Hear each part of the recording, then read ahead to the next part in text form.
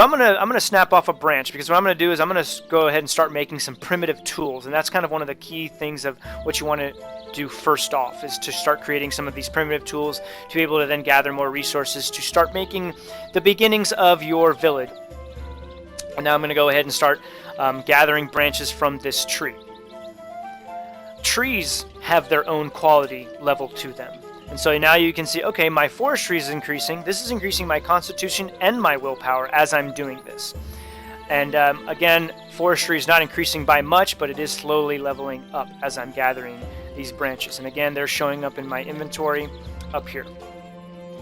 Okay, so creating your primitive tools.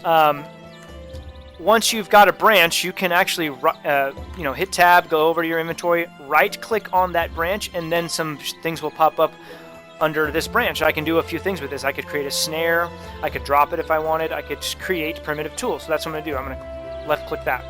And now I've got a crafting menu showing up. So these are all the different primitive tools that I can create with this branch that I have. And right now it's hovered over sickle. So if I wanted to do that, I'd need one flintstone, one branch, and one plant fiber. I'm not going to worry about a sickle. I do want a shovel. Every one of these items, pretty much, if you've noticed, needs a flint stone. So we don't. I'm not near anywhere where I can gather flint stone. And what you need for a flint stone is you need to look at a ground tile that is made up of rock.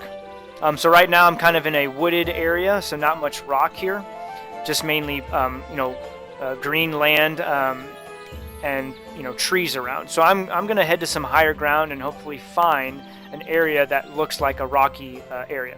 So I kind of already found back to where I was going with this, with the rocky spot. Here's a little rocky area. So I'm going to hold down my right click to know I'm on this tile, let go of it, and now again I'm going to have some more options. Under prospecting, search for useful flintstone. So I'm going to make that my default and start seeing if I can find some flintstone. Now, it's not always going to be the case that you find it.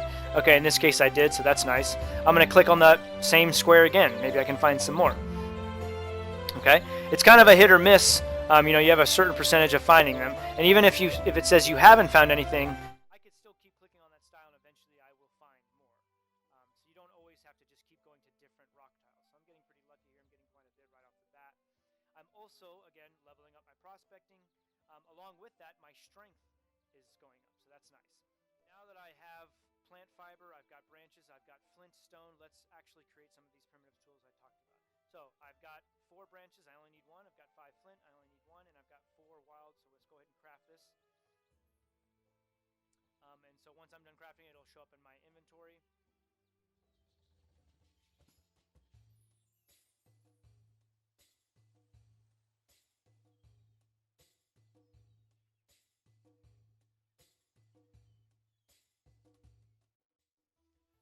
Okay, so as my guildmates are collecting more of the supplies needed to make our guild monument, I'm out hunting, because one of the other items we need also to build this guild monument are bones.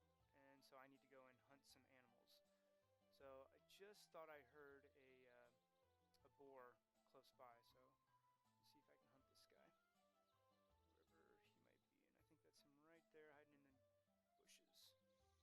Alright, so I've got my sling with my sling ammo, pretty much the most primitive weapon that you can get. And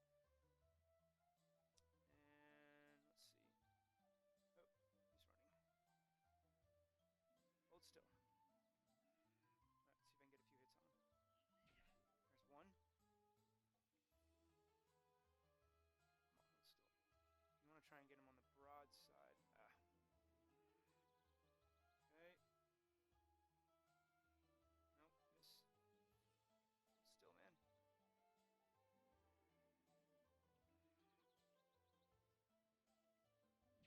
There we go. He's coming right for me.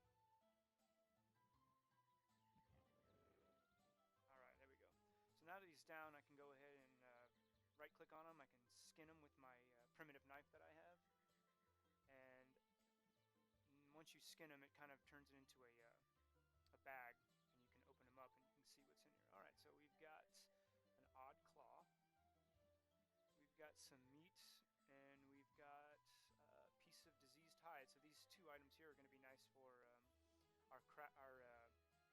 potion maker and our herbalist. There's our boar hide for leather, and we got 7 bones along with it. I've already collected quite a bit of herbs. Let's mix preparation. And I'm trying to get flux. The thing is when you first start gathering herbs, you're not going to know what any of them do. And every herb recipe is different per character, so there's no one cookie cutter set of herbs that are going to make flux. It changes with everybody. So basically I put in a couple herbs into this mortar and pestle, and then if 2 of them share the same kind of stat together, then that's the potion I'm going to make. So I just made raise constitution, so that's not what I want. So let's try a different combination of herbs and see if maybe we get hit. So all of these, as you can see, each herb has 3 different effects to it. I don't know any of them yet, and I learned them as I start crafting.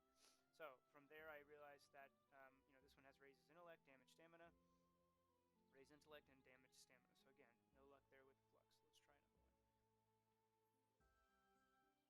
Okay, so I got lucky there. I got all 3 of them showing me flux. And then if I look over in my inventory, I can see that I now have flux in my inventory because this combination of herb gives it to me. And then depending on how many of those herbs, I can just constantly keep crafting that, and I'll constantly keep getting more and more flux showing up in my inventory. So I'm up to 5 flux right now. And I can just keep crafting that until I run out of those herbs. And then this helps with trading with other people, since everyone doesn't share the same recipes. I might have herbs that don't make flux for me, but make flux for another person, so it really helps with the trade.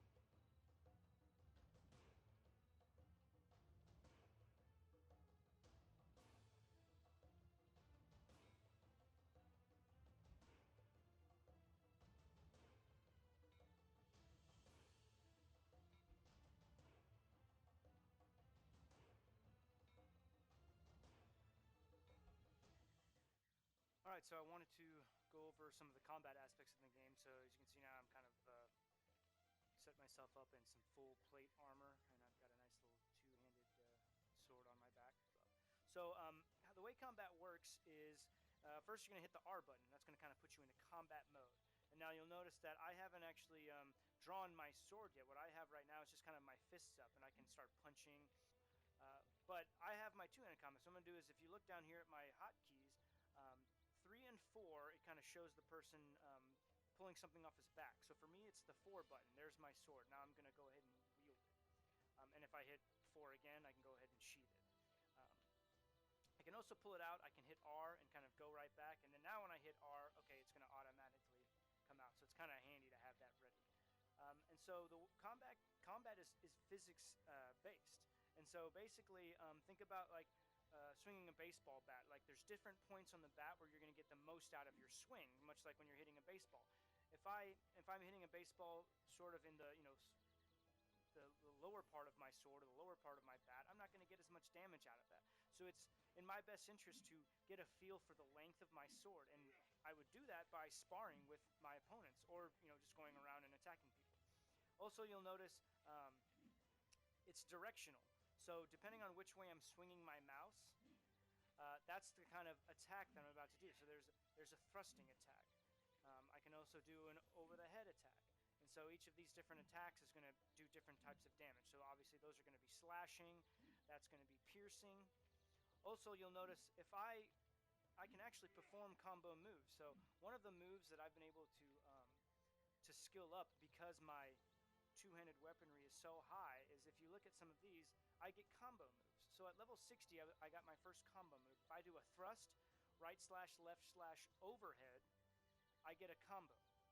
It's called Power Overwhelming. If I get if I do left slash, right slash, left slash, right slash, I get a dismember combo.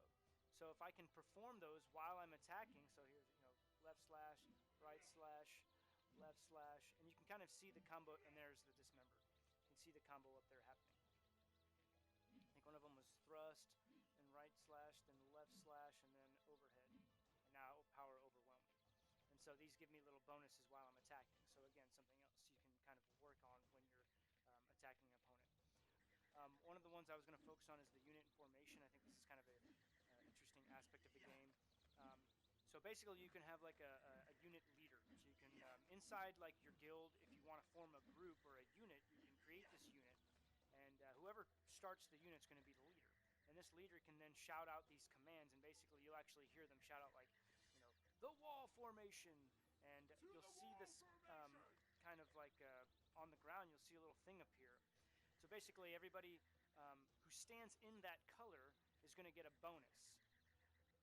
So, one for like hold your ground increases defense, but it decreases the speed. So, he can issue the hold your ground command, and then people will come into this little cone of influence, this little area of influence. And the more people that are inside of that, the more the bonus will, the bigger the bonus will get. And so therefore it's going to me, it makes for some interesting kind of combat techniques where you might, it is in benefit to actually stay in a formation while you're fighting rather than just running around all crazy swinging your sword. So the more disciplined units are going to get benefits from those bonuses.